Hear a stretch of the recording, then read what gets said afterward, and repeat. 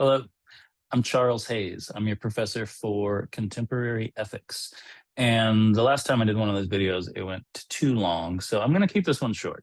And just a little introduction to myself. I teach philosophy at a few places. I've mostly been in Missoula, Montana, at the University of Montana, where I teach ethics that specifically has to do with public land policy and uh, wilderness issues. It's fun. It's great. And I'm a big advocate of Western public lands. It's wonderful. But I study philosophy from all over, from ancient, Middle Ages, modern, and contemporary. And my favorite thing to teach is ethics. So I'm glad you're here. Welcome you to the course. And I hope to have a good term with you.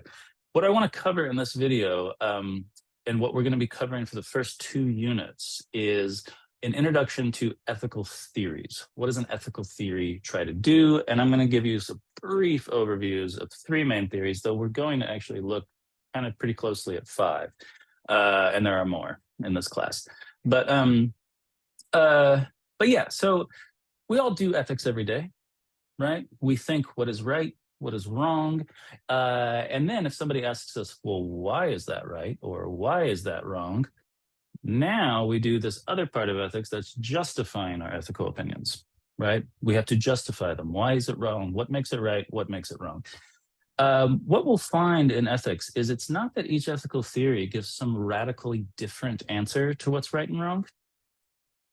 Most all the theories, all of them are going to say that stealing is wrong. You don't like learn one theory. There's not some theory out there that's like, oh yeah, stealing is actually great.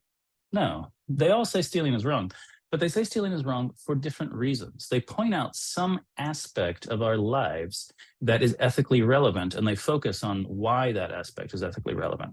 And so they give different reasons. And the benefit of studying all the different theories is we get a broad view of what's ethically relevant about our lives. How does the concept of good, right, justice, beauty come into why we choose to do what we do and what life's about? Right. So it's breadth. And so the way I like to think of ethical theories, and this is the image I'd like you to remember, is ethical theories are like a lens to look through, like glasses you put on. I have some glasses here, but like glasses you put on, and they focus your attention on a certain aspect of your ethical life. So I'm going to give 3 examples, 3 different theories that focus our examples on different aspects. So the first and kind of most common is what makes an action right or wrong? Well, the consequences of the actions. That's an aspect of our ethical life. Our actions have consequences. And sometimes we judge whether an action is good or bad based on the consequences. We do this all the time. Why is it wrong to text and drive?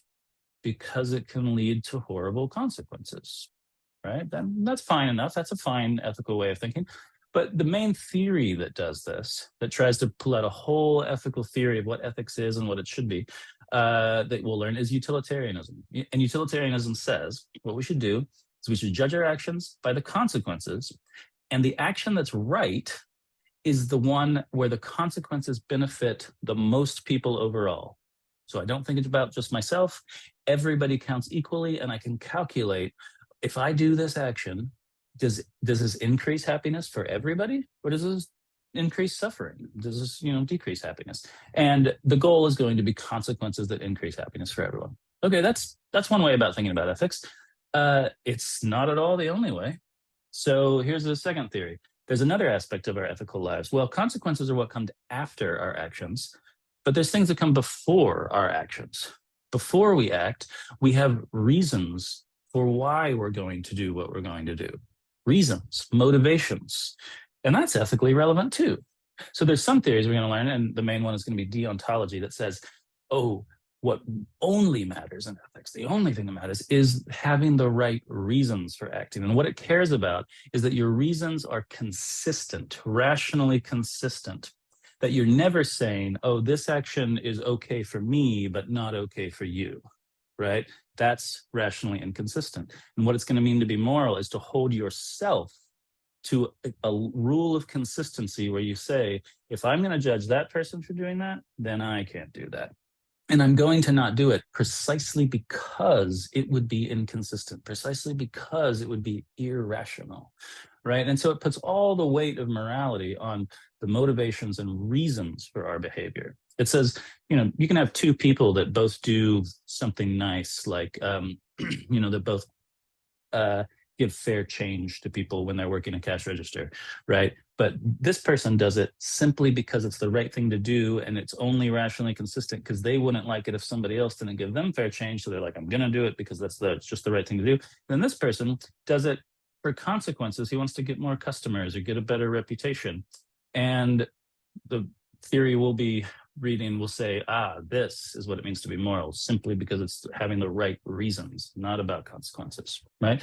Now, but one way I like to do is, or one thought I have here, is each ethical theory, we're going to use all of them because they're a lens we put on and they focus, okay, sometimes we need to think about consequences. It's a part of our ethical life. Sometimes we need to think about what comes before action, our reasons and motivations, and make sure they're consistent and justifiable, right?